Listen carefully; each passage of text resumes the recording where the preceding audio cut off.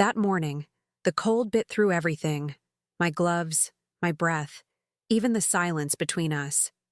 Frost blurred the edges of the windshield as I slid into the passenger seat beside Patrick. The heater sputtered before humming to life, but the air still felt heavy. Still. I reached for my seatbelt, and that's when I saw it. A silk scarf on the back seat. Powder blue, embroidered with tiny flowers, folded so neatly it almost felt intentional. My fingers froze midair. "Whose scarf is that?" I asked, keeping my voice steady.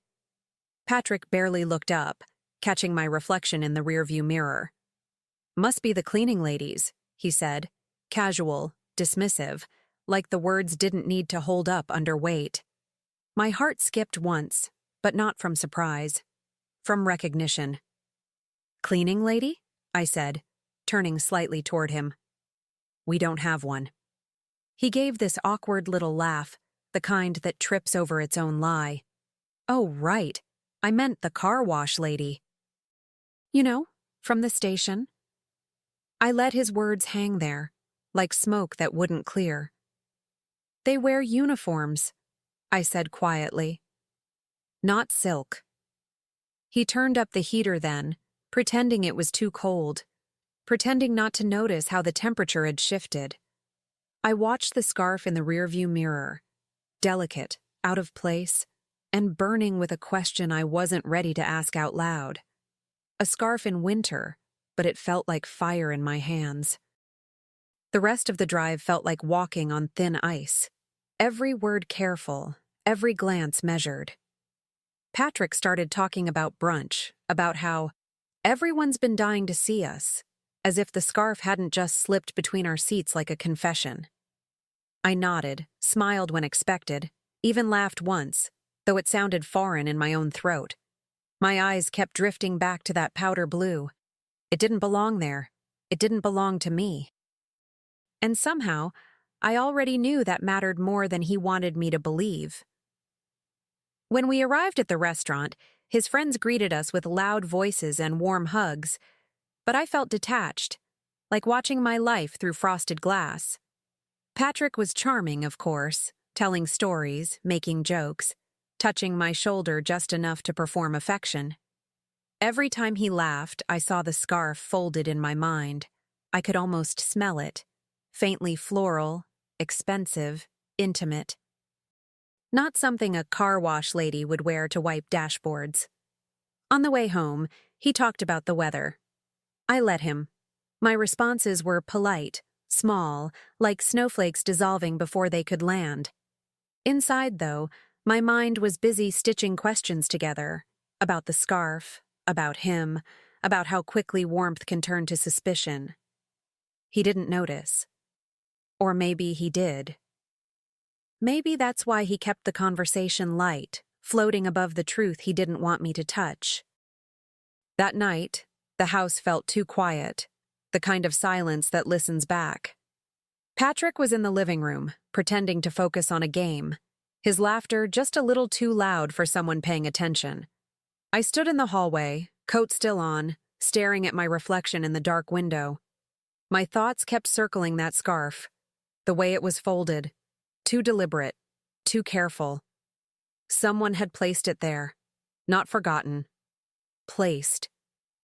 And he had lied with such ease, as if the truth were just another draft he could edit out. I tried to convince myself it was nothing, that I was overthinking, like I sometimes do when things feel too still. But that blue fabric haunted me, like a quiet accusation sitting in the back seat of my mind. Every time I closed my eyes, I saw it again, glowing faintly against the gray winter light. It wasn't about the scarf anymore. It was about the space it revealed between who he was and who I thought he was. As I turned off the lights and headed to bed, I told myself I'd let it go in the morning. But deep down, I already knew I wouldn't. The scarf wasn't just a piece of silk. It was a thread. And if I pulled hard enough, I could feel the fabric of our life start to shift beneath my fingers, ready to unravel. That night, when Patrick finally went to shower, the sound of running water gave me cover. I walked quietly to the car, my breath fogging in the cold air, and opened the back door. The scarf was still there, exactly where it had been, folded too perfectly to be an accident. I picked it up, half expecting it to feel guilty. Instead, it was soft and fragrant, carrying a faint trace of lavender and something floral I didn't recognize. I held it close for a moment, like it could whisper the truth if I listened hard enough. Back inside, the house smelled like his cologne and steam. I laid the scarf flat on the kitchen table under the warm light, examining every detail, the delicate stitching, the embroidered flowers, and there, in the corner, a tiny gold monogram, the letter E. My stomach tightened. I didn't know anyone with that initial. Not anyone who should have been in Patrick's car. I searched the label out of habit. Étoile Boutique. The name alone sounded expensive, secretive, foreign to my life but familiar to someone else's. I went upstairs, heard the shower stop, and tucked the scarf into my bag before he could ask.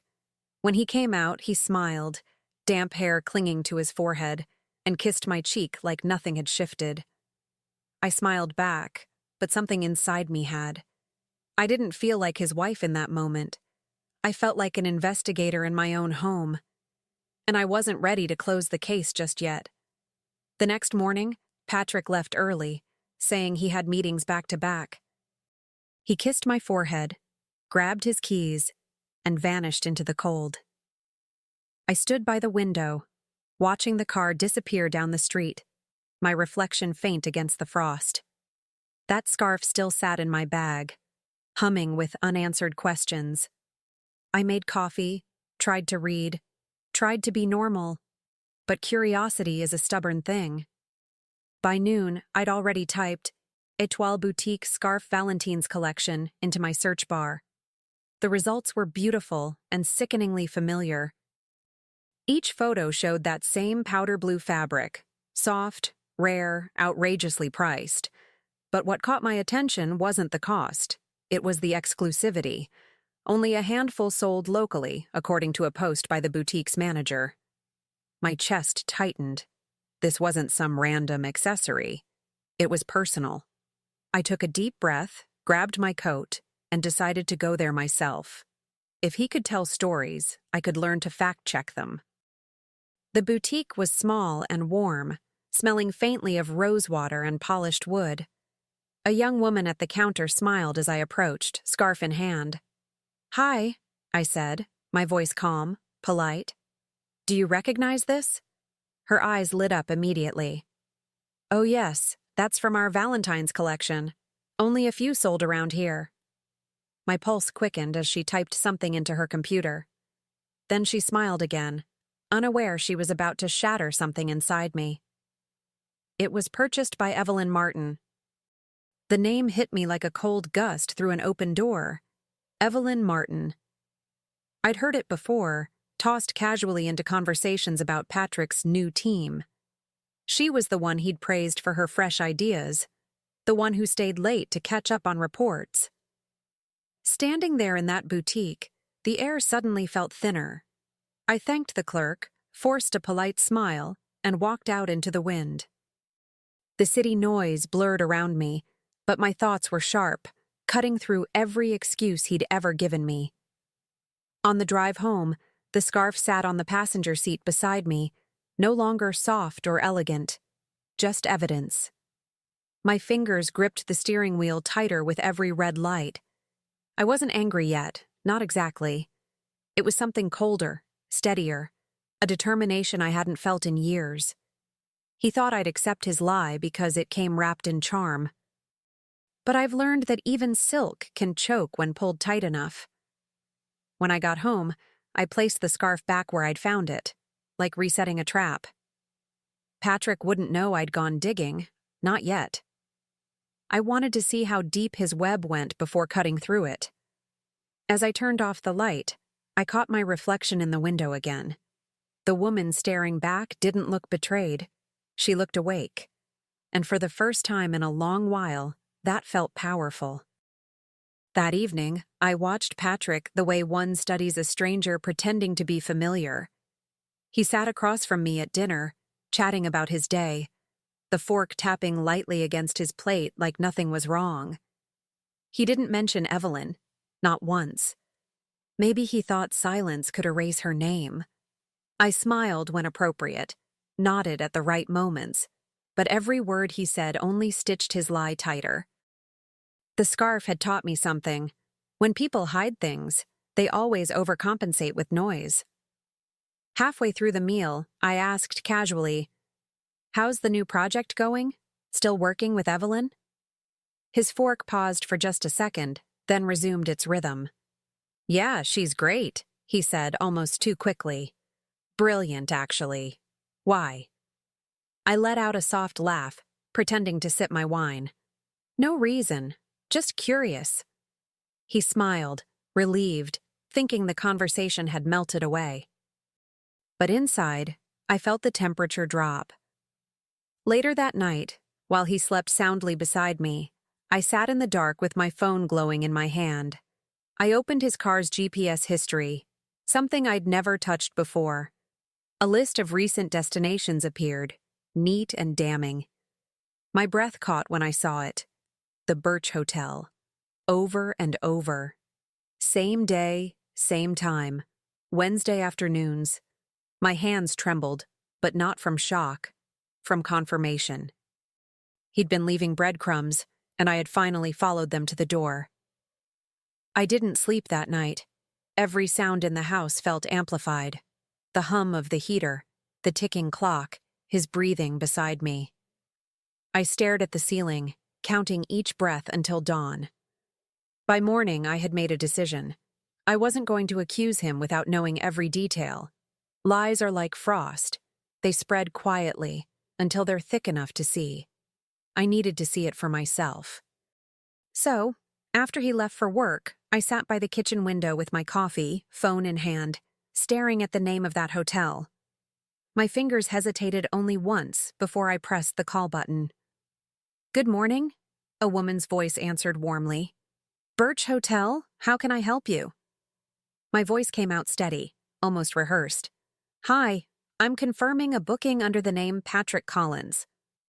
There was a brief pause, a few clicks of a keyboard. Then she said cheerfully, "Yes, ma'am. Mr. Collins has a recurring reservation every Wednesday at 3 p.m. I thanked her, ended the call, and sat there in silence, staring into my reflection on the phone screen. The coffee had gone cold. My hands were shaking, but not out of weakness, out of realization. He hadn't just lied to me once. He'd built an entire schedule around it, a double life mapped out in digital precision. I thought of that scarf again. Delicate, beautiful, and utterly damning. It wasn't just the fabric that burned anymore. It was the knowledge that the man beside me had become someone I could no longer recognize. When Patrick came home that evening, I watched him like a scientist observing a specimen, detached, analytical, almost fascinated by his performance. He kissed my cheek, asked about my day, then launched into some story about a client dinner that hadn't happened. I smiled, nodding at all the right moments, while my mind replayed the hotel receptionist's voice. "Recurring reservation, every Wednesday, 3 o'clock. It echoed with every breath he took. He had no idea I was listening differently now, not to his words, but to what they refused to say. As we sat together on the couch, I noticed the little things I'd missed before. How his phone never left his side, how his messages arrived with a half smile he tried to hide, how he called me babe more often, as if the word could patch the distance. Every small gesture was suddenly evidence, and yet I didn't confront him. Not yet. Silence, I realized, was a far sharper weapon. It lets them dig their own grave, one excuse at a time. That night, lying beside him, I watched the moonlight spill across the sheets and thought of how cold honesty can be once you finally touch it. There was no going back to the version of us that existed before the scarf, before Evelyn, before the hotel. The frost had spread too far. Still, beneath that cold, something inside me stirred. Not rage, not sorrow, but clarity. And I knew then. The next move would be mine. The following Wednesday arrived like a storm I'd been preparing for. I woke early, brewed coffee, and pretended everything was fine. Patrick kissed me goodbye, his scent lingering longer than it should have, and said he'd be home late. Meetings all afternoon. I smiled and wished him luck, my voice soft, almost affectionate. Inside, I felt nothing but purpose. When the door closed behind him, I poured the coffee down the drain and grabbed my keys. The time for wondering was over. It was time to see the truth for myself. The roads were slick with melting snow, the sky a dull gray that seemed to mirror my mood. I parked near the Birch Hotel, far enough not to be seen. His car was already there, perfectly aligned, like everything else about his carefully curated life. My pulse slowed instead of racing. It surprised me, that stillness. Then she appeared. Evelyn. Laughing as she stepped out of his car, her scarf, that scarf, wrapped loosely around her neck. She touched his arm, and he smiled like a man who'd never known guilt. I didn't cry. I didn't even flinch. I simply lifted my phone and started taking photos, steady, deliberate, surgical. Frame by frame, their laughter became evidence. When she leaned in to kiss him, I clicked once more, capturing the exact moment the illusion ended. It wasn't heartbreak I felt. It was release, like exhaling after holding my breath for too many winters. I'd finally seen it with my own eyes, and that made all the difference. I drove home slowly, the city blurring past my window like an afterthought. The photos sat safe in my phone, each one colder than the last. I didn't look at them again. I didn't need to. The images had already burned themselves into memory. His hand on her arm, her scarf brushing against his coat, that easy smile he used to save for me. By the time I pulled into the driveway, my anger had settled into something far more dangerous. Clarity. I wasn't going to shout. I wasn't going to beg. I was going to end this on my own terms. When he came home that night, his keys jingled cheerfully in the door. "Busy day," he said, shaking off his coat, his tone light. "Meetings all afternoon." I looked up from the kitchen table, forcing a gentle smile. "You must be freezing," I said softly. "Still wearing that coat you had at Birch?" His body stiffened, mid-motion, like the air had just turned to ice. He blinked. "Birch?" he echoed. "What are you talking about?" "The Birch Hotel," I said, tilting my head, almost curious. "You know, where Evelyn keeps her scarf warm." His face drained of color. I watched him swallow hard, words fumbling at his lips. "Lena, listen. Please, it's not what you think." I stood then, calm, collected, and laid my phone on the table. One tap, and the screen came to life. Photos, timestamps, proof. He stared at them like they were fire. "Funny," I said quietly. "You blamed an imaginary cleaning lady for something you dirtied yourself." He tried to speak, but every word came out fractured, tangled between guilt and panic. "Lena, please," he said, stepping toward me, hands half raised like surrender. "It was a mistake. It didn't mean anything." I almost laughed. That phrase, "didn't mean anything," how easily people weaponize it to minimize betrayal. I looked at him and saw someone I no longer recognized, someone who had rehearsed deceit so often that truth had become foreign on his tongue. "You're right," I said evenly. "It doesn't mean anything now." He reached for my hand, but I stepped back. The space between us was wide and absolute. He tried another apology, softer this time, trying to sound human again. I let him talk, every excuse confirming what I already knew. He wasn't sorry for what he did, only sorry that he'd been caught. I gathered my phone, turned away, and started upstairs. "Where are you going?" he asked, voice cracking. "To wash the lies off my hands," I said without turning around. "They're starting to itch." That night, I didn't cry. Not one tear. I slept on the guest bed, listening to the wind rattle the windows, and realized something unexpected. Peace. The storm was behind me, not inside me anymore. The scarf, the lies, the pretending, all of it had served its purpose. Tomorrow I'd begin the next part. Not confrontation, but consequence. Because some truths don't need to be shouted to destroy what's already rotting. They just need to be shown. By the time morning came, my decision was already made. The sun rose pale and indifferent, spilling across a room half empty. I packed methodically, not with urgency, but precision. My clothes, my books, my favorite mug. Every item felt like a boundary reclaiming itself.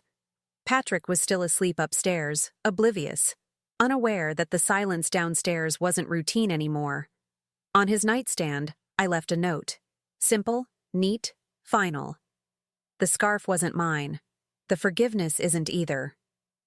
It was the first honest sentence between us in months. I didn't take everything. I wanted him to feel the absence, not the loss. The space where my shoes once stood, the empty side of the closet, the faint scent of my perfume on the pillow. All quiet reminders that deceit has weight. When I closed the door behind me, the air felt sharper, cleaner. The cold hit my face, but it didn't sting. It woke me. I carried only one bag, but it felt lighter than anything I'd held in years. By that afternoon, the lawyer had sent the papers. Efficient, professional, emotionless, the way truth should be delivered after so many lies. I watched the digital signature confirm, and with that single click, our story became legal dust. He called later that night, 6 missed calls in a row, but I didn't answer. He'd always mistaken attention for affection. Letting the phone ring was my first act of freedom. By the end of the week, the gossip had already started its slow crawl through his office halls. I hadn't said a single word publicly, just sent an anonymous packet to the company's ethics committee. Photos, receipts, hotel confirmations. Nothing cruel, nothing exaggerated, only the truth arranged neatly in a digital folder. It was enough. Evelyn transferred out within days, and Patrick was placed on administrative review. The phrase sounded sterile, but I knew what it really meant. Exposure. And exposure was colder than revenge. It burned longer. When he finally reached me, his voice trembled through the phone, stripped of that easy confidence. "Lena, please, you didn't have to ruin me." I almost pitied him. Almost. "Ruin you?" I said softly. "You did that when you mistook deceit for warmth." For a second, there was only the sound of his breathing, uneven and small. Then I ended the call. No shouting, no tears, no explanations. Just the quiet click of finality. Clean, irreversible. The kind of sound that echoes longer than screams. That night, I poured myself a glass of wine and stood by the window, watching flakes drift through the streetlights. It was the same kind of winter that had once felt unbearable, yet now the chill steadied me. I realized revenge isn't fury. It's clarity. It's waking up and deciding the person who broke you no longer gets to narrate your pain. He'd lost control of the story, and for the first time in years, I was finally writing my own. Days passed quietly after that. No chaos, no confrontation, just stillness. The kind that feels unfamiliar after years of noise. I started sleeping through the night again, waking to the sound of birds instead of lies.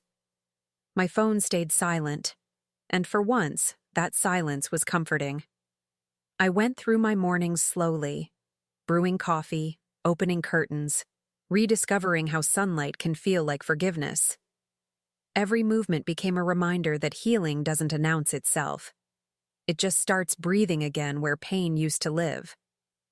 Patrick tried one last time to reach me. An email titled, "Please." I didn't open it. I didn't need to. Whatever apology it carried would never outweigh the choices he'd made. Some people confuse guilt with love, and I wasn't going to be one of them. I deleted it without a second thought, feeling no guilt, no hesitation, just peace. The kind of peace that comes when you finally stop expecting truth from someone who worships lies. As I walked outside that evening, the air was crisp, the world blanketed in snow. The city lights glowed against the frost, and for the first time, I felt the season wasn't against me. Winter wasn't punishment anymore. It was proof that everything can start again. Clean, quiet, and untouched. I pulled my coat tighter and smiled to myself. The scarf that didn't belong had shown me something that finally did. My freedom. Months later, I found myself sitting by the window of a quiet cafe, watching the snow drift lazily through the air. The world moved softly now. No noise, no weight. I stirred my coffee slowly, tracing patterns in the steam, feeling the warmth settle in my chest. Across the table, my friend smiled and said, "That's a beautiful scarf, Lena. A gift?" I glanced down at it. Soft wool, my favorite shade of blue, my initials stitched delicately at the corner. "Yes," I said, returning the smile. "From me to me." It had taken time to understand that peace isn't something someone gives you. It's something you reclaim. I no longer checked my phone expecting apologies, or looked over my shoulder wondering what lie might follow me home. I'd stopped needing closure from the person who caused the wound. Sometimes the absence of their voice is the only closure you need. The world had grown colder, maybe, but I had grown warmer within it, wrapped not in silk or illusion, but in something real. Self-respect. As I finished my coffee, I caught my reflection in the window. The woman staring back looked lighter, freer. Outside, the wind carried the last traces of winter, but I no longer shivered. He had believed lies could keep him warm through the cold, but truth, quiet, steady truth, was the only fire I needed. I gathered my scarf around my neck, stepped into the snow, and smiled at the life waiting ahead.